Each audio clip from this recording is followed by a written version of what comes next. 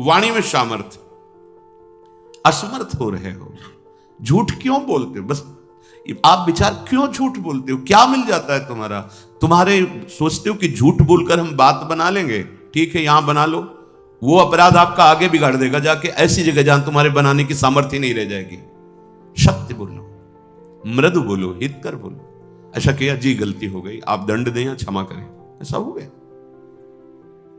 आपका सुधार हो जाएगा, आप पवित्र। बहुत चालबाजी, चतुरता, कपट करके झूठ से हम बात सजा लेते हैं, लेकिन उसका अपराध आगे जाके ऐसा उजाड़ेगा कि आप सजाने लायक नहीं रह जाएंगे। चाहे जितनी कसम खाएं, आपकी बात ही नहीं मानी जाएगी, दंड आपको मिलेगा। बहुत सावधानी की। जिसके अंदर असत्य भाषण है वो नाम जप नहीं कर सकता। अश्लील वचन बोलने वाला और झूठ बोलने वाला निरंतर नाम जपक नहीं हो सकता। नाम उसकी जिह्वा पे चलेगा ही नहीं, क्योंकि पापवंत कर सहज स्वभाव, भजन मोर ते भाव न का। अगर आपका भजन बढ़े और भजन बचे और भजन पचे तो झूठ बोलना छोड़ो।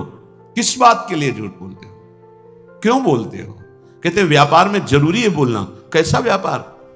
अरे हम इतने की वस्तु लाए, इतने को बेचते, तुम्हें लेना हो लो, नहीं तो ठीक है। हरि भरण पोषण करने वाले वो आएंगे तुम्हारे ग्राहक बनकर, क्योंकि तुम सत्य पे चल रहे हो तो सत्य तुम्हारा व्यापार बढ़ाएगा। अभी तुम असत्य से चल रहे हो तो तुम्हें लगता है कि हमने 500 रुपया मुनाफा कर लिया, पीछे आएगा 5 लाख का हिसाब। ऐसे रोग बढ़ेंगे, ऐसी समस्याएं आएंगी बेमतलब ऐसे कि 5 लाख से ले जाए। जोड़ते रहो, झूठ बोल बोलकर पाप इकट्ठा करते रहो और दुख भोगते रहो। लास्ट समझो इस माया बंधन का। तो असत्य झूठ बोलना, उपासक तो सावधान ही रहे। क्यों झूठ बोलते हो? क्या कमा लोगे? क्या कमाने आए हो? नाम तो, झूठ बोलने वाली वाणी में नाम नहीं चलता। तुम झूठ बोलना देखना, तुम्हारा नाम चल रहा है क्या निरंतर? और अगर नाम चलने लगा तो डर लगेगा झूठ बोलने में, पाप करने में भयभीत हो जाओगे, कहीं ये नाम छूट गया तो अब वो आगे बढ़ जाएगा। 9, पर निंदा, दूसरे की निंदा। एक स्वभाव बनता जा रहा है लोगों का, समझ ही नहीं पा रहे कि हमसे पाप हो रहा है। जहां बैठे तो किसी की भी निंदा करना शुरू कर देते, चाहे वो साधु हो चाहे वो वैष्णव हो। तुम्हारी पार्थिव दृष्टि है, तुम साधु को कैसे पहचान सकते हो? चश्मा अगर काला लगा हुआ है तो तुम्हें सामने काली माही नजर आएगी।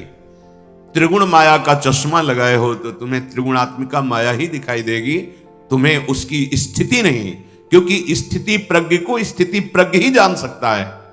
त्रिगुणातीत अवस्था को त्रिगुणातीत अवस्था का पहुंचा हुआ ही जान सकता है। तुम बाहरी दृश्य देखते हो और उसी को तुम निंदा करके गान करने लगते हो तो तुम्हारे सारे सुकृत नष्ट हो जाते हैं। पर निंदा के ते आवत नहीं कछु हाथ, मूर्ख पर्वत पाप को ले चल अपने साथ। वो मूर्ख दूसरे की निंदा करके उसके सारे पाप अपनी खोपड़ी पे ले लेता है, बोझा बना नरक को जाता है। और भक्तन निंदा अति बुरी भूल करे जिनको, किए सुकृत बहुत जन्म के छिन में डारे को। बहुत जन्मों के पुण्यों का एक क्षण में नाश हो जाता है भक्त निंदा करने वाले को। वाणी संभाल करके किसी की निंदा न निकलने पावे। जहां किसी की प्रशंसा हो रही होती, कोई वर्णन करने लगे तो हमारे अंदर की मलिनता, हाँ ऐसा तो है पर वो ऐसा ऐसा, लेकिन ऐसा, निंदा शुरू कर देते हैं। वो बहुत घातक है, बहुत हानिकारक है। जिसकी निंदा कर रहे हो उसके जितने पाप हैं वो तुम्हारे ऊपर आ रहे हैं, तुम्हारे सुकृत नष्ट हो रहे हैं। इसीलिए तो संत जनों ने कहा स्वस्थ होकर दीर्घ काल तक हमारी निंदा करो, भगवान तुम्हारा मंगल करें। ये साधो निंदक मित्र हमारा। क्यों? जो हमें शारीरिक दंड भोगना था वो निंदा करके ले लिया। कई बार आपको सुनाया है कि निंदा बहुत घातक। एक बार भगवान वशिष्ठ जी अयोध्या के जो चक्रवर्ती सम्राट होते गए, उनके कुल गुरु बहुत समय से, तो एक राजा पूर्व प्रारब्ध के अनुसार उनके शरीर में गलित कुष्ठ हुआ। चक्रवर्ती सम्राट बलयुक्त सब थे पर पूरे शरीर में कुष्ठ ऐसा, और वो पूरा ढक करके जाते सभा में बैठ। तो कहा गुरुदेव वशिष्ठ जी से कोई उपाय नहीं है, औषधि काम नहीं करती, आप सर्वज्ञ हैं, कोई उपाय है जिससे ये शरीर स्वस्थ हो जाए? हाँ एक उपाय है, पूरा नगर तुम्हारी निंदा करने लगे तो तुम्हारा शरीर स्वस्थ हो जाए। भगवान क्या करूं जिससे निंदा? बोले ऐसा करो, जो तुम्हारे बड़े भ्राता युद्ध में मारे गए वीर गति को प्राप्त हुए, उनकी जो पत्नी है तो तुम रात्रि के 8 से 10 बजे तक उनके महल में नित्य जाओ और उन्हें भगवान का पावन चरित्र सुनाओ और बस चले आओ। अब वो वहां जाते, 2 घंटे भगवान की चर्चा सुनाते, फिर प्रणाम करके आ जाते। धीरे धीरे बात फैलने लगी, कितना नीच प्रवृत्ति का है कि मां के समान बड़े भ्राता की बहू को भी नहीं छोड़ा। रोज रात्रि में राजा 8 से 10 बजे तक जा, पूरा नगर निंदा। अब धीरे धीरे हाथ शरीर सबका वो कुष्ठ गायब होता चला गया।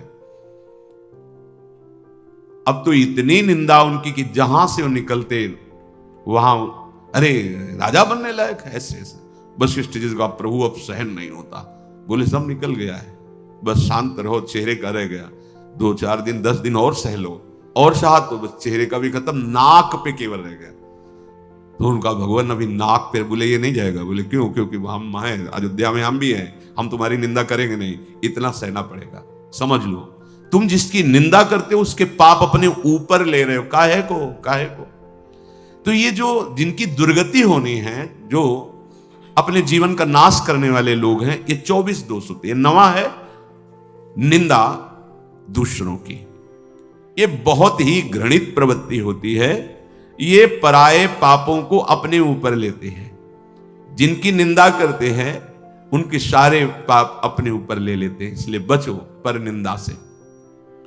10वां, व्यर्थ में बहुत बोलने का स्वभाव होना। कुछ ऐसे होते हैं स्वभाव के, अगर शुरू हो गए तो हाथ जोड़ के भी कहो कि शांत रहो तो बंद नहीं होंगे, पूरी गैस निकल जाए। और बेमतलब की बात है, ऐसे है, बेमतलब की बात है, मतलब कोई उनका अस्तित्व तो नहीं है। पीछे बीती बातें, व्यर्थ की कल्पनात्मक बातें, आगे की कल्पनात्मक बातें, जिनका कोई अस्तित्व तो नहीं। बचो ऐसे लोगों के संग से।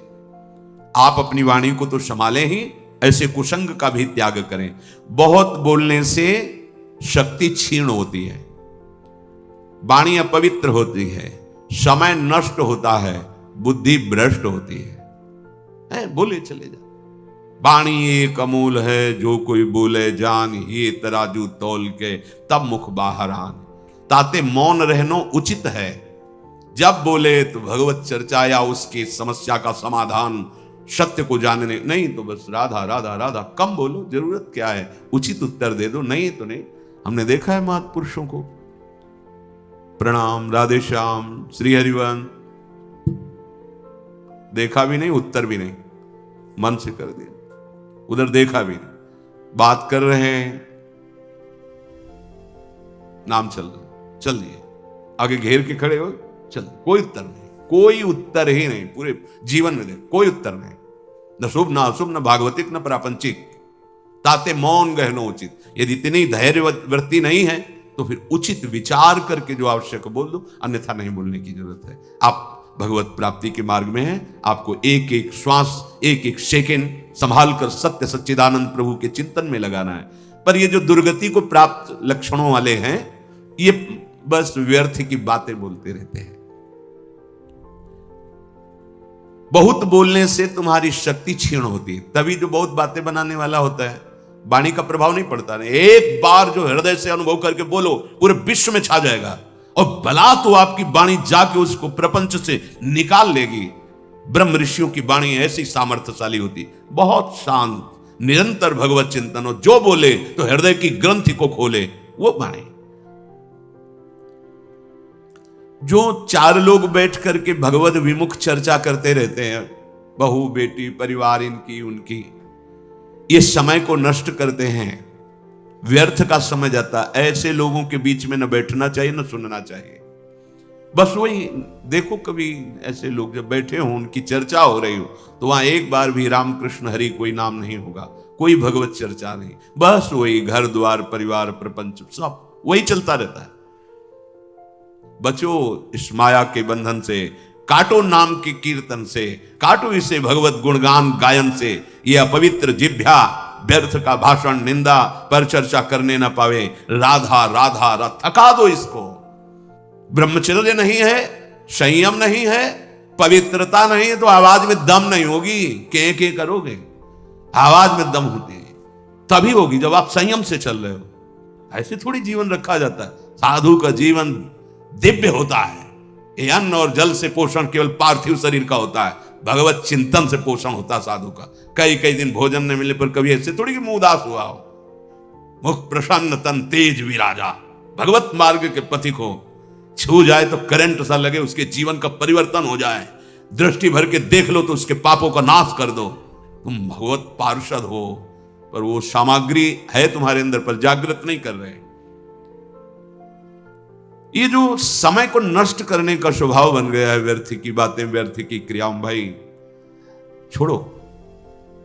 तुम्हें चुभता नहीं, एक बार नाम छूटता है तुम्हें जलन नहीं होती, तुम्हें परेशानी महसूस नहीं होती कि हमारा उद्देश्य तो निरंतर नाम जप, नाम कैसे छूट गया। तद स्मरणेन परम व्याकुलते थी। चलो ना परम व्याकुलते तो केवल व्याकुलते ले आओ। तुम्हें यह तो पश्चाताप होना चाहिए कि नाम छूट रहा है, हम व्यर्थ की बात में समय नष्ट कर रहे हैं, नाम छूट रहा है। ये जो परिचर्चा करते रहते हैं, इनका राग द्वेष पुष्ट होता रहता है, और जिसका राग द्वेष पुष्ट होता है दुर्गति पक्की है। 12वां क्रोध, ये बेहोश करके असुर बना देता है। क्रोध वाणी का रंग बदल जाएगा। जहां क्रोध का प्रादुर्भाव हुआ तो रुक्ष वाणी, कठोर वाणी, तीखी वाणी, हृदय को बेदने वाली, समझ जाओ क्रोध आ गया। अशुद्ध भाषा प्रारंभ हो जाएगी, कठोर भाषा होने लगेगी, ऐसी तीक्ष्ण जो हृदय को बेद दे जाकर। और अगर ना संभल पाया तो बुद्धि फिर हिंसा पे उतर जाएगी, मार पीट, जान से मार देना। ये क्रोध बहुत ही घातक वस्तु, ये दुर्गति कराता है। सीते नरक का द्वार है। कामः क्रोधा तथा लोभा तस्मादेत्रयम् त्यजेत्, ये त्रिविधम नरक सेदम द्वारम नाशन मात्मना। ये आत्मस्वरूप को घोर बंधन प्रदान करने वाले हैं। क्रोध, जब क्रोध आवे तो मौन का आश्रय पक्का लो। अगर वाणी खोल दी आपने तो मानो आग में आपने पेट्रोल डाल दिया, डीजल डाल दिया। वो ऐसी भड़काऊ वस्तु वाणी है, फिर तो नहीं संभल पाओ। मौन, अब अंदर से वो आ रहा है कि बस इसको गाली दो ही, इसको कड़ुआ बोलो ही, बस अंदर राधा राधा राधा राधा राधा राधा, उसकी सुनो मत, शांत हो जाएगा। वहां से चल दो बिल्कुल। अगर कड़ुआ बोले तो इसका दुरुक्ति, क्रोध का बल क्या, दुरुक्ति माने गाली, कड़ुए वचन, कठोर वचन, हृदय को दुख पहुंचाने वाले परुख वचन मत बोलना। अगर भजन सिद्ध करना है, भजन बढ़ाना है, तो जब क्रोध आवे, कड़ुआ बोलने का मन हो, बिल्कुल दांत बांध लो, ऐसे नहीं खोलना, मानो वाणी है ही नहीं हमारे, नहीं बोलेंगे इस समय राधा राधा राधा राधा राधा राधा। ये क्रोध तुम्हारे भजन करने की प्रवृत्ति और भजन के प्रभाव दोनों को ढक देगा, दोनों को रोक देगा।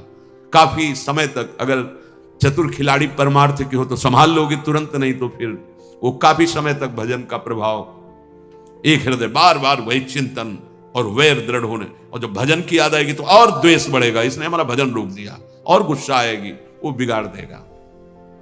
क्रोध होश खो देता है, जिसके अंदर क्रोध आता है होश खत्म हो जाता है। 13वां हिंसा, मारना, किसी भी जीव को मारना। ये इसीलिए सबसे प्रार्थना करते हैं जहां तक शब्द कान में पहुंचे कि जो लोग ये हिंसा, एक होता है हिंसा करना, और जैसे आप मानसला के पास तो हिंसा में सम्मिलित हो गए, वो हिंसा के समान ही माना जाता है। तो जो आप अभक्ष्य पदार्थ पाते हैं, जीवों की हिंसा होती है, जो हमारे लिए निषेध किया गया है, जो हमारे लिए निषेध है, वो बिल्कुल ठीक नहीं। किसी भी जीव के शरीर को पका के खाना मतलब अपना नाश करना, अपने सुकृतों का नाश करना, अपनी आयु को व्यर्थ करना। भूल जाओ कि तुम बलशाली हो, कितने बलशाली हो, काम पर विजय प्राप्त करके दिखाओ, क्रोध पर विजय प्राप्त करके। लोभ मोह मद मत्सर तो तुम्हारे बल को समझे। शरीर बलशाली है, भोग तुम्हें गुलाम बनाए हुए, तुम समझते हो विश्व विजेता है। नहीं नहीं, मानो देह विषयों पर विजय प्राप्त करके भगवदानंद के लिए मिला है, और वो बल मिलता है पवित्र आचरण, पवित्र भोजन और भगवान नाम जप। इसीलिए सबसे प्रार्थना करते हैं, ये भूल भुलैया में मत भटको। तुम अविनाशी अजर अमर शरीर वाले नहीं हो, मरेगा तुम्हारा शरीर, और तुम जो ये पाप आचरण कर रहे हो भोगना पड़ेगा। अभी जो तुम तर्क उपस्थित करते हो कि हम नहीं खाएंगे तो कोई तो खाएगा, इसलिए हम ही खा लेते हैं, तर्क रखता है आत्मा की इच्छा को नहीं दबाना चाहिए। हाँ, अपनी आत्मा में कोई इच्छा ही नहीं होती, मूर्ख हो तुम। आत्मा समझते किसको? अरे आत्मा भगवान का स्वरूप है, इच्छाएं मन है, और इनकी इच्छाओं को नहीं दबाओगे तो परिणाम में जेल, अस्पताल, नर्क पक्का। लिख लो कागज में, मत दबाओ अपनी इच्छाओं को, फिर देखो इच्छाओं का तांडव तुम्हारी दुर्गति ऐसे करेगा कि फिर दबाना क्या है, फिर भूल जाओगे इच्छा करना, ऐसा दंड मिलता है। हिंसा ये महापाप है। कोई भी ग्रंथ, कोई भी पंथ आदेश नहीं करता किसी जीव को कष्ट देने का। आचार्यों की, महापुरुषों की वाणी का अर्थ गलत निकाल करके हम मनमानी आचरण करते हैं, किसी भी महापुरुष के। एक बार काशी से वृंदावन जब आ रहे थे तो जहां मैं बैठा ला तो वहां कुछ अन्य धर्मावलंबी बैठे थे, बड़े ही सभ्य, लाल कपड़े हमारे, जटाएं यहां तक, नई अवस्था, सब खड़े हुए और वो ऐसे बांधे हुए ऐसे थे। तो अनुमान लगाया कि अन्य धर्मावलंबी हैं। तो अब उसी में हमें बैठना था, पूरा बोगी उनसे भरी थी। उनमें था एक अपनी हिंदी भाषा बोलने वाला, तो वो लोग अपनी भाषा बोलते। तो उसने प्रश्न किया कि आप से कुछ बात करना चाहते हैं, जो ये बोलेंगे वो हम आपको बताएंगे, जो आप बोलोगे इनकी भाषा में हम बताएंगे। बोले, पूछ रहे हैं कि आप फकीर हो? कहा, वैराग्य मार्ग के पथिक हैं। हाँ। आपको ग्रंथों का ज्ञान है? वह जितना गुरु ने सिखाया है उतना ज्ञान है। तो हमने कहा, आपको अपने ग्रंथों का ज्ञान है? कहा। तो हम कहा, क्या आपका ग्रंथ आदेश करता है किसी भी जीव को दुख देना? कहा, नहीं, उनके वचन थे।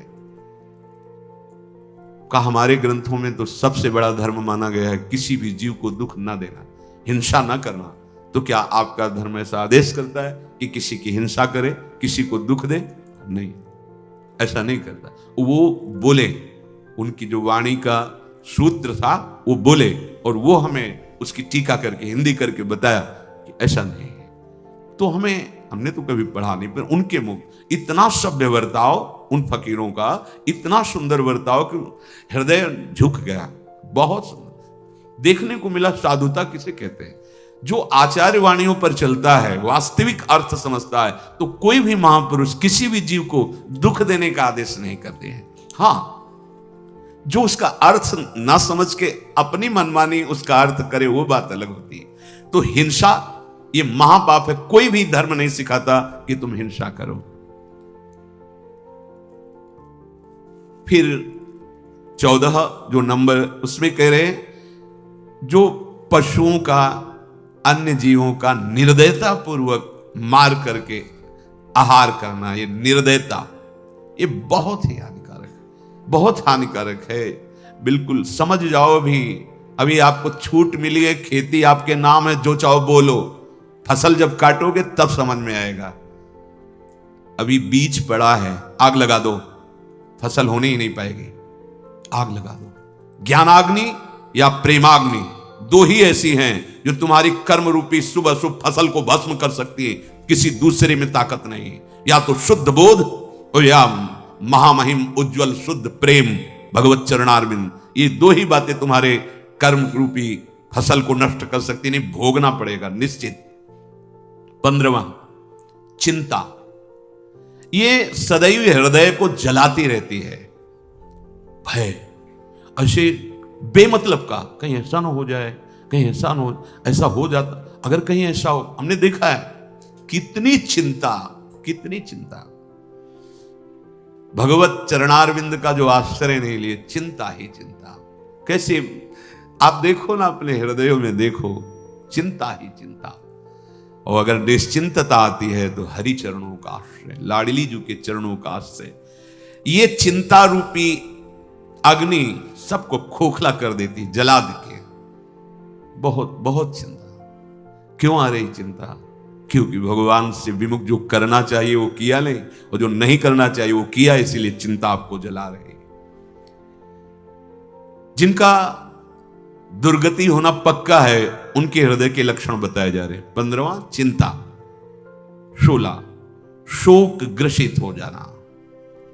हर समय शोकित रहता है। जो बना करके सुख के विधान खड़ा करता है वही भ्रष्ट हो जाता है, नष्ट हो जाता है, क्योंकि पूर्व पाप इतने प्रबल हैं और शोक से ग्रसित रहता है। देखा गया जैसे अन्न बेचा, कुछ आभूषण बेचे, विचार मिलाया कि 2-4 भैंस पाल लेंगे, दूध होगा बढ़िया। गांव में बीमारी चलती है पशुओं की, वो एकदम लगी, एक गई, 2 गई, 3 गई, 4। अब शोक। अन्न भी बेच दिया था जो अधिक था, आभूषण भी बेच दिए थे, सोचा था 4 का दूध निकले, खूब पैसा आने लगे, बड़े बैठा है। कर्म, पीछे का कर्म वो तुम्हें कभी सुखी नहीं रहने देगा। वर्तमान का कर्म तुम्हें निश्चिंत नहीं होने देगा, निशोक नहीं होने देगा। शरणागत में सुना था, निश्चिंत होना, निर्भय होना, निशोक होना।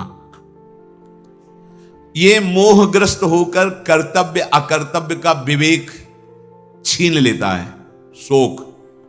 अब कैसे जिए, अब तो जैसे भी। फिर उसके पास ऐसे माया अपने पार्षद भेजती है, दांव लग गया ना तो एक बार में तुम सुखी हो जाओगे। बस दांव नहीं लगा, दांव फेल हो गए, पहुंच गए कारागार में, आजीवन कारावास, दुख ही दुख, शोक ही शोक। इसीलिए बिना भजन किए इन दुर्गतियों से बचना बहुत कठिन है। इसलिए भजन जरूरी है, बहुत जरूरी है जीवन में, भगवान का आश्रय और भजन। 17वां, अहंकार, ये समस्त दुखों का मूल है। ये भगवत विमुख के हृदय में बिल्कुल बट वृक्ष की तरह फैलता रहे, जैसे बट वृक्ष की दाल, उसमें फिर जड़, फिर वो और आगे, फिर जड़, ऐसे बढ़ती रहती है। अहंकार की वृत्तियां इतनी बड़ी होती हैं। ये मूल है संस्कृति का, जन्म मरण चक्र का मूल है ये अहंकार। और ये केवल गुरुचरण आश्रित का ही क्षय होता है और अन्य नहीं, अन्य साधनाओं से नहीं होता। जो भी साधना करे पुष्ट होता रहता है, जो गुरु आदेश से चलता है। तभी कहा, चाहे शिव बिरंच सम होई, गुरु बिनु भव निधि तरह न कोई। क्योंकि उसको लगता है कि जिन्होंने आदेश किया वही भजन करवा रहे हैं, उन्हीं का बल है। हम तो जब तक उनकी कृपा नहीं थी तो क्या थे, हम जानते थे ये सब गुरु कृपा है, ये सब इष्ट कृपा है, ये सब सत्संग की कृपा है, ऐसा उसके अंदर आता है। तो बड़े से बड़ा साधन भी करता है, पर अहंकार नहीं होता। अहंकार समस्त बंधनों का मूल है। शरीर को लेकर के सारा व्यवहार इसी अहंकार से होता है। आखिरी में ये नाम पे फंसा देता है, मेरा नाम हो जाए, ऐसा कुछ करूं मेरा नाम हो जाए। अगर कहीं कोई शुभ कर्म करने का अवसर मिला तो ईंट पत्थर में नाम लिखवा देना, पंखे की पंखुड़ी में नाम लिखवा देना, पूरा पता। और ऐसे ऐसे लीलाएं होती कि हंसी आती है कि स्वयं अखिल कोटि ब्रह्मांडों के स्वामी आए, उनका तो तुम नाम नहीं जप रहे हो, तुम्हारा नाम कौन जप। बड़े बड़े महल बना के चक्रवर्ती राजा, कौन नाम उनका, तुम्हारा नाम लेगा, 2-4 ईंट लगवा दी। अरे उनका नाम जपो जो त्रिभुवन का मंगल करने की सामर्थ्य रखता है। एक नाम त्रैलोक कहीं तारे। ये शरीर का अहंकार, अहंकार की वृत्ति का परिचय कर्तृत्व भाव और भोक्तत्व भाव इसी अहंकार में होता है। मैंने ये किया, मैं ये करूंगा, मैं ऐसा कर सकता हूं, मैंने भोगा ये मैं भोगूंगा, ये मैं भोग सकता हूं। ये वृत्ति अहंकार की होती है। ये समस्त बंधनों का मूल है। जन्म मृत्यु का चक्र यही चला रहा है। जब तक ये क्षीण नहीं होगा तब तक मुक्त नहीं होता जीव। 18वां, अपने में बड़प्पन देखना। ऐसा अभिमान बना रहता है कि मैं बहुत बड़ा हूं, मैं श्रेष्ठ हूं, मैं, ये अंदर से बना रहता है। ये शरीर का दुलार करना छोड़ो, इसकी गति पर ध्यान दो, क्या होगी इसकी गति। ये दुलार करना बिल्कुल उचित, भगवत सेवा में काम आ रहा है। भगवत भजन में आहार विहार उचित, निद्रा उचित, अपने कर्तव्य का, उचित कर्तव्य का पालन और भजन। इसकी सुख सुविधाओं में मत फंसो कि शरीर को ही सुखी, ये दुख का घर है, दुख की जड़ है।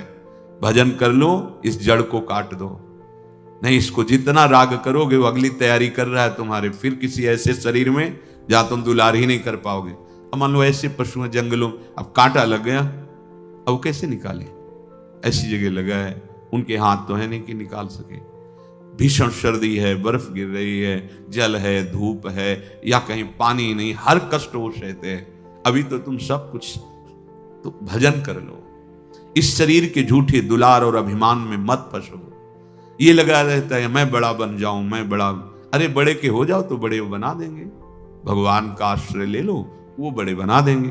अब जिनसे बड़े बनना है उनसे तो विमुख हो, तो माया तुम्हें बड़ा बना देगी क्या? माया तो सिर्फ हरिजस गाने वालों का सपोर्ट करती है, हरि विमुखों को तो नचाती है, नचाती है। 19वां मद, वस्तुओं का, जमीन का, रुपया का, पैसा का, ये रूप का, ये मद होता है। ये धन मद, पद मद, विद्या मद, जाति मद, बुद्धि मद, ये बहुत प्रकार का होता है। ये बुद्धि के तेज को नष्ट कर देता है। जो प्रवीणता है, जैसे अभी बुद्धि तो बहुत है लेकिन प्रवीणता नहीं, फंसने में प्रवीण है, मुक्त होने वाली प्रवीणता नहीं। फंसने में तो बहुत प्रवीण है। कैसे हम दूसरे का धन अपहरण करें, कैसे हम दूसरे से छीन लें, ये बहुत प्रवीणता है। ये मद बहुत हानिकारक है। जिसके हृदय में मद होता है उसकी निश्चित दुर्गति होती है। देखो, भगवान ही एक ऐसे हैं जिनकी शरण होने पर सब ठीक हो जाएगा, सब ठीक हो जाएगा। एक एक ऐसे दोष हैं जो हमारी दुर्गति करने में समर्थ हैं, और इनमें से एक भी आ जाए तो 23 को बुला लेगा। जो 24 वर्णन करेंगे 23 को बुला लेगा। मद, धन मद, पद मद, विद्या मद, जाति मद, बुद्धि मद, बड़ा मद होता है।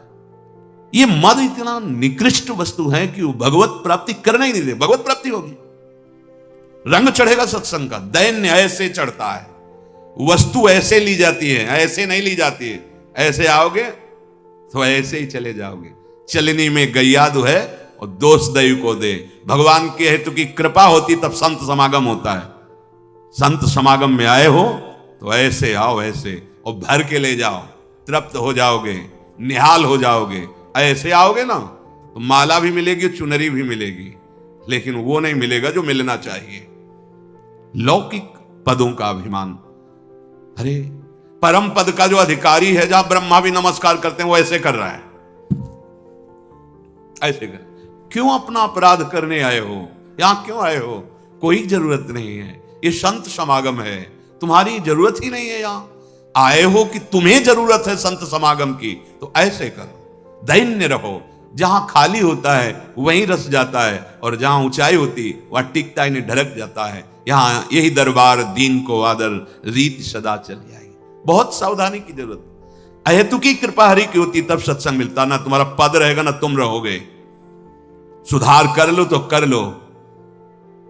अगर अभिमान और मद में भर करके कुछ ऐसा, तो फिर वो सुनहु राम कर सहज स्वभाव, जन अभिमान न राखें काऊ। वो अभिमान नहीं रहने दे। ये मद कोई ना करे। धन मद, पद मद, विद्या मद, जाति मद, बुद्धि मद। हरि का भजे तो हरि का होए। जो हरि का चिंतन करता है हरिमय, हम सब हरि के हैं। ये जितनी मेड़े बनी हुई हैं, ये सब मर्यादा में रहने के लिए बनी है, अमर्यादित चेष्टाओं को रोकने के लिए बनी। हम उसी परब्रह्म परमात्मा के अंश हैं जो परम पावन है। कुछ नहीं, ये सब मर्यादाएं जाति पाति कुल कर्म धर्म व्रत संस्कृति हेतु अविद्यानाशी चातुर्वर्ण मया सृष्टा गुण कर्म विभागसा, ये मेड़ बनी है कि आप अपनी मर्यादा से चलकर इससे ऊपर उठ जाओ, यही ना बने रहो। इससे ऊपर उठने के लिए भगवान के शरणागत होने पर किसी की कोई जाति विद्या कुल वैभव नहीं देखा जाता। एकमात्र हम सब भगवान के अंश हैं। सतमार्ग, ये व्यवहार की सिद्धि के लिए व्यवस्थाएं हैं, ये परमार्थ की सिद्धि के लिए नहीं। परमार्थ में एक है, एक। अगर वो राधा बोला तो उसकी चरण रज लेने का मन होता है। वो कौन है? मेरे प्रभु का अंश, बस इतना मेरा परिचय है। किस धर्म का, किस जाति का, किस पक्ष का कोई परिचय नहीं। भगवान श्री राम बड़े बड़े ब्रह्म ऋषि दंडकारण्य में विराजमान हैं, किसी के यहां आचमन भी नहीं किया, और सबरी मैया के बेर पाए, और संत जन कहते हैं कि झूठे बेर पाए। अर्थात वो पहले प्रीति विवश होकर देखती थी, कहीं खट्टा तो नहीं, कसैला तो नहीं, मेरे रघुनाथ जी को मीठा लगे, इसलिए वो कौन है सबरी? भगवान की अनुराग रस में पगी हुई है। कोई जो ऋषि जन उनकी जाति देखते थे, उनका क्या भगवान ने देखा भी नहीं, उनकी तरफ नहीं देखा। और भगवान के लिए तो तप कर रहे थे पर देखा भी नहीं।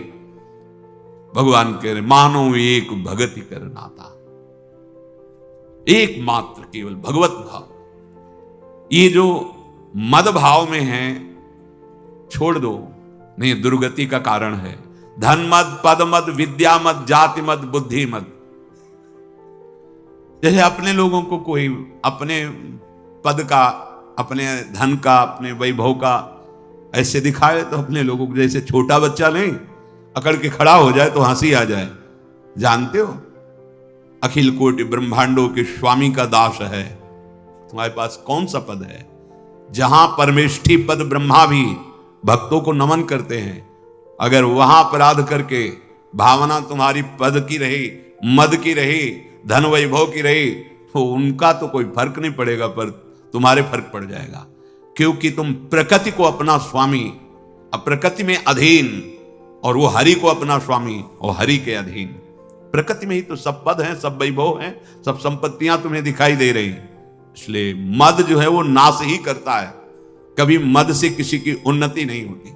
और बहुत ही विचित्र मद है।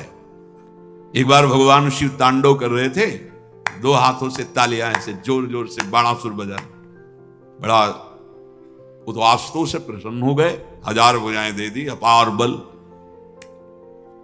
और भुजाओं में बड़े बड़े पर्वतों में ऐसे टक्कर मारता, चूर होने लगे। जहां जाता कोई लड़ता ही नहीं भाई, 2-4 भुजाएं हो तो कुछ बात, 1000 भुजाएं हैं उसकी, बाणासुर। और भगवान शिव का दिया हुआ बल। भगवान शिव के पास गए, बोलो जगत गुरु दंडोत। भाषा बदल गई। भगवान शिव देखे, बोले प्रभु बहुत खुजली हो रही भुजाओं में, आओ आप ही हो जिससे खुजली मिट सकती, आओ। प्रभु बहुत हंस दे महादेव जी, बोले खुजली मिटाने वाला तैयार हो चुका है, वो आ रहा है। वो फिर वो उषा जी और निरुद्ध जी का स्वप्न में मिलन, भगवान द्वारिकाधीश का पदार्पण और सुदर्शन के द्वारा खुजली मिटाना। हाँ, बहुत होश में। ये जो मद है ये हमारा नाश ही करता है, ध्यान रखना। तो ये 19वां लक्षण दुर्गति का मद। फिर 20वां है प्रमाद। प्रमाद, जो करना चाहिए वो तो कर नहीं रहे, जो नहीं करना चाहिए वो बहुत कर रहे हैं, इसे प्रमाद कहते हैं। सत कार्यों में, अपनी दिनचर्या में मन न लगना, बस पड़े हैं, सो रहे हैं। प्रमाद ये बहुत बड़ा जहर है। प्रमाद, इससे बहुत गलतियां हो जाती हैं। भगवत प्राप्ति के उपासक को ये जितने दोष बताए जा रहे हैं अंदर देख लो और भगवान से प्रार्थना करो, और जितनी तुम में शक्ति दी है भगवान ने ईमानदारी से, उतना इनसे बचो। देखो भगवान ने तुम्हें शक्ति भी दी, जब बोलने की शक्ति दी तो अच्छा बोलो ना, बुरा क्यों बोलते हो? करने की शक्ति दी तो अच्छा करो ना, बुरा क्यों करते हो? अच्छा कर नहीं सकते हो, बुरा खूब डट के करते हो, फिर उसका जब परिणाम मिलता है तो कहते हो भगवान बड़े कठोर। प्रमाद से मनुष्य करने योग्य कार्य को त्याग देता है और ना करने योग्य कार्य में रति करता है।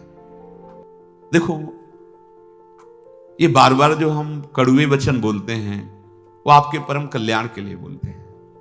कोई भी प्रमाद, कोई भी अहम, ये तुम्हें दुख में फंसाएगा।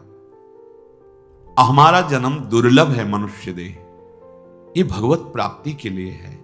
और यहां भगवत प्राप्ति सिर्फ सत्संग के प्रभाव से ही होती है। अगर किसको सत्संग मिला तो दैन्य होकर पान करो, ये सब झूठे हैं। तुम्हारा बैंक बैलेंस झूठा है, तुम्हारा शरीर बॉडी को बचा जितनी बना लो झूठी है, तुम्हारा पद झूठा है। उमा कहो मैं अनुभव अपना, सत हरि भजन जगत सब सपना। जैसे सपने में हम राजा हुए, हर जगह तो फिर कुछ नहीं। ऐसे ही चंद दिवस का तुम्हारा राज्य है। कितने साल? 80, 90, इतना जीवन होगा, 100 ऐसे जाते हैं। 100 ब्रह्मलोक का 1 वर्ष, यहां का 1 वर्ष ब्रह्मलोक में कितना? कमल की पंखुड़ी को छेदना, और यहां 1 वर्ष हो गया। 1 वर्ष अगर 90 बार छेद दे तो कितने वहां मिनट लगेंगे, और यहां पूरी जिंदगी व्यतीत हो गई। कितना बड़ा हमारा पद, कौन सा वैभव, कौन सी हमारी सम्मान वृत्ति।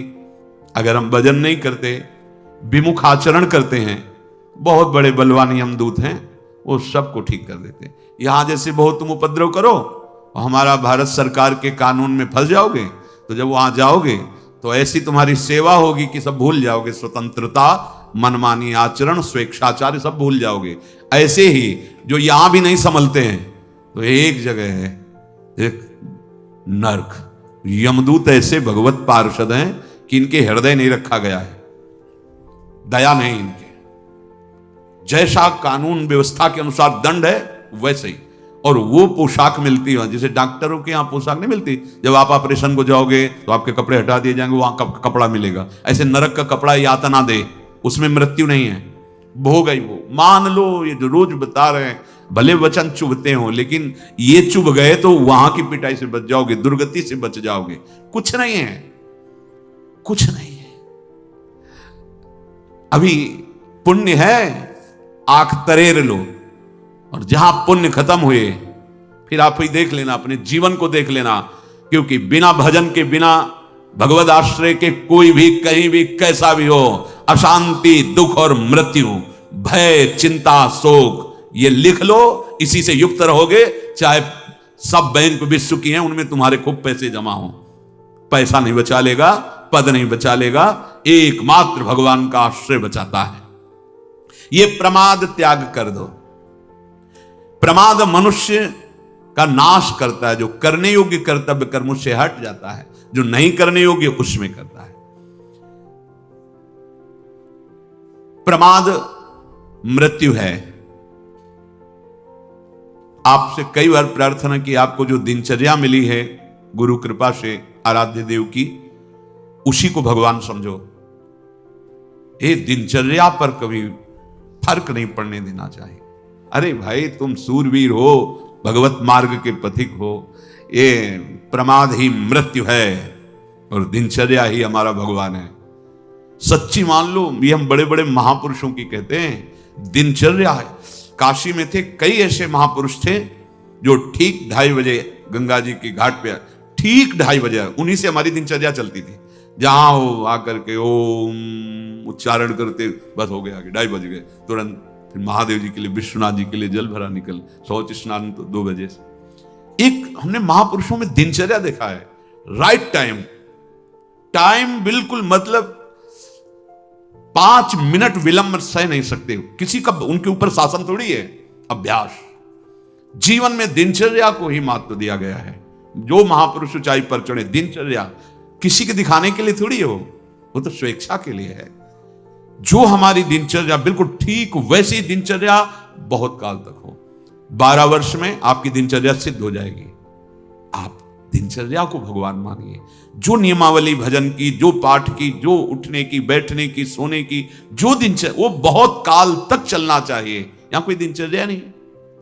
थोड़े से कष्ट में हम अपनी दिनचर्या को छोड़ देते हैं, इसे प्रमाद कहते हैं। ऐसा ना करो, बहुत दृढ़ रहो। 21वां यही कि इंद्रियों की दासता। अब हमारी जो इंद्री जो कहती वही, हमको तो ये चाहिए, जैसे वही आत्मा की इच्छा को नहीं, ऐसा नहीं। हमको शास्त्र सम्मत इंद्रियों का देना है, इंद्रियों के विषय देने। देखो, इसमें हट नहीं चलता। जैसे आपको गाड़ी से यात्रा करनी तो उसमें डीजल पेट्रोल डालना पड़ेगा। आप कह दो नहीं भाई वैराग्य, इसमें डीजल पेट्रोल नहीं पड़ेगा, तो गाड़ी खड़ी रहेगी।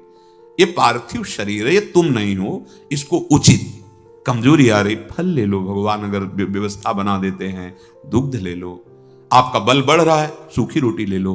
आपको सम में आना है, देखना है अपने शरीर को, अपनी इंद्रियों को धर्मयुक्त शास्त्र सम्मत भोग देने। ये सब भोग ही तो है ना, जल भोजन, ये सब भोग ही तो है।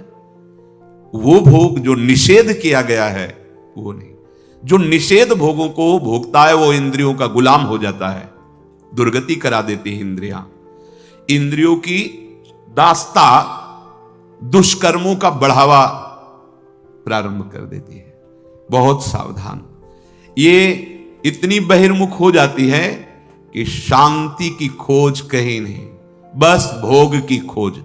देखो ना, आज अवसर मिला ने, पीछे यही तो होता रहा, ये देख लूं, ये सूंघ लूं, ये भोग लूं, ये खा लूं, ऐसा। और 22वां मन की गुलामी। मन भोगों का संकल्प करता रहता है। ये एक सलाहकार है, अभी बहुत बुरा सलाहकार है, बहुत गलत सलाह देता है। इसकी देखो हर समय सलाहें आती रहती है। बस उसका निरीक्षण करना है, और उससे लड़ वही सकता है जिसकी जिब्या पे नाम चल रहा है। नाम नहीं चल रहा, आप लड़ने की सामर्थ्य खो देंगे, वो आपको परास्त कर देगा, वो पेश करेगा सामने विषय और आपको भ्रष्ट कर देगा। इसका प्रमथन स्वभाव है, मथ के अपने ही अधीन कर लेना। और यम ही न व्यथ्यंते थे पुरुषम पुरुषर्षभ सम दुखा सुखाधीनम स्वमृतत्वाय कल्पते। जो इस व्यथा से व्यथित नहीं होता, सह जाता है, कौन होता है? वो भगवान का निज जन होता है, जो नाम जापक, बोले वही अमृत पद का अधिकारी होता है। मन की गुलामी, उच्छृंखलता, कुमार्गगामी, ये दुर्गति करा देती। इसलिए बलवान वही है जो मन की गुलामी से मुक्त हो जाए। सबसे बड़ा गुरु वही है जो मन को चेला बना ले। मन का चेला कभी गुरु नहीं हो सकता, मन का चेला कभी गुरु नहीं हो सकता। और सच्चा गुरु वही जो अपने मन को पहले चेला बना ले। हम उपदेश तो देने के लिए बहुत तैयार हैं, लेकिन मन को उपदेश नहीं दे पाते। जो मन को उपदेश दे दे वही सच्चा उपदेष्टा। मन को अधीन करना, मन की गुलामी से मुक्त हो जाना, यही तो हमारे मानव जीवन का सफल स्वरूप है। लेकिन कभी इस बात पर ध्यान नहीं। हमारा मन आज मांग रहा है, अब उदास है, आज मन कहता है वहां चले, आज मन कहता है वो देख ले। बस 5 ज्ञानेंद्रियों के साथ जहां भगा रहा है वहीं भागते चले जा रहे हो। नित्य अशांति पैदा कर देगा अगर मन की गुलामी स्वीकार कर ली। मन की गुलामी से मुक्त होना है, और जिनकी दुर्गति होनी होती है वो मन के गुलाम होते हैं। 23वां कुसंगति। ये जो लक्षण बताए गए हैं, ऐसे लक्षण वालों का कभी संग न करे, उनकी निंदा न करे। नहीं, लक्षणों में तुम भी आ जाओगे। मन से प्रणाम और दूरी बना के रहना। लेकिन ये जो जिनकी दुर्गति, उनको सत्संग अच्छा नहीं लगता, कुसंग अच्छा लगता है। अगर वो सत्संग किसी सौभाग्य से आए भी तो वो बात पकड़ेंगे जिसकी निंदा कर सके, वो वही बात पकड़ेंगे,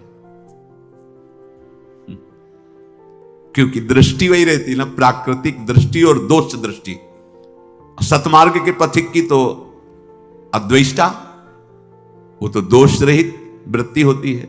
वो दोषी पुरुष में भी गुण ढूंढ लेता है। जड़ चेतन गुण दोष में विश्व की न करतार, संत हंस गुण गाहे पे परिहरिवार विकार। जो ये कुसंगति प्रिय जन हैं, कुसंगति प्रिय, ऐसे गंदे आचरण सिखाने वाले, गंदे आचरण करने वाले, गंदे आचरण दिखाने वाले, गंदे व्यसन कराने वाले, गंदी बातों में मनोरंजन करने वाले, ये कुसंगति है। भगवद विमुखता कुसंगति बड़ी प्रिय होती है। कुसंगति ऐसे पतन के मार्ग में गिरते जाते हैं कुसंग के प्रभाव से। कुसंग से जीवन बिगड़ जाता है। मनुष्य चिरकाल तक नरक यंत्रणा का भोग करता है। कुसंगी पुरुष पाप ही बटोरता रहता है। भजन का अभाव, भगवत विमुक्ता, एक 24वां है। ऐसे लोग कभी भजन नहीं करते। अगर कोई भजन घर का सदस्य करने लगे तो भजन करने नहीं देते। अगर ठाकुर सेवा विराजमान करे तो फेंक देते हैं। हमारे पास तो ऐसे जन कंठी पकड़ के तोड़ देते हैं, ठाकुर जी को उठाकर बाहर फेंक देते हैं, और कहा अगर ये सब यहां नाटक शुरू किया ना हमारे घर में तो समझ लेना। और जबरदस्ती अभक्ष पदार्थ परोसते हैं। बात बहुत कठिन है, बहुत कठिन है ऐसी जगह भजन कर पाना, क्योंकि इन दोषों से जो युक्त होता है भजन हो ही नहीं सकता। और वो भजन स्वीकार करने नहीं देंगे जहां तक उनकी पहुंच है, नहीं देंगे। ऐसा जीवन व्यर्थ कर देता है भजन विमुखता। कितने करोड़ जन्म तक भटकना पड़ेगा। देखो कितना हिसाब किताब जमा है। भीष्म जी कह रहे 100 जन्म तक देख रहा हूं, कोई वैसा पाप नहीं। एक राजा थे और आगे जन्मों में ऐसे ही जंगल में भ्रमण कर रहे थे, तो एक बहुत सा मोटा सीधा साधा सर्प पड़ा। कुछ सर्प बहुत सीधे होते हैं, जैसे एक लाल रंग का होता है जिसे यहाँ देहात में दुमहा कहते हैं, वो बिल्कुल सीधा होता है, बिल्कुल वो किसी को काटता नहीं, कभी कोई आक्रमण नहीं करता। ऐसे कई सर्प होते हैं, बहुत कई होते हैं, बहुत खूंखार। वो आराम से पड़ा हुआ था, ऐसे धनुष के उससे ऐसे टांगा, ऐसे फेंका तो बड़े बड़े कांटे बबूल के उसमें से फंस गया। कितने दिन तक तड़पता हुआ क्योंकि वो मरा फिर महाराज भीष्म जी को अर्जुन के तीक्ष्ण बाणों की सैया पर 6 महीना पड़ा रहना पड़ा। ये हम लोगों के लिए उपदेश है। सोचो, तुम जो सोचते हो कि हम हिंसा करके मांस खाते हैं, ये सब, ये एक सांप जिसके साथ ऐसा व्यवहार, देखो मानवदेह है ना, तो भीष्म जैसे महापुरुष को वो बमूल के कांटों का तड़प करके प्राण त्याग करना सांप का, और आपका 6 महीने बाणों के से। मांडव्य ऋषि, तितली की गुदा में कांटा डाल के छोड़ देना, तो आपकी गुदा में सूली डाल के निकली नहीं, काट दी गई। महाभारत में भगवान व्यासदेव जी ने, तो अणिमांडव्य, तुम जो पशुओं की हिंसा करके खाते हो तो तुम्हारे लिए छूट है क्या?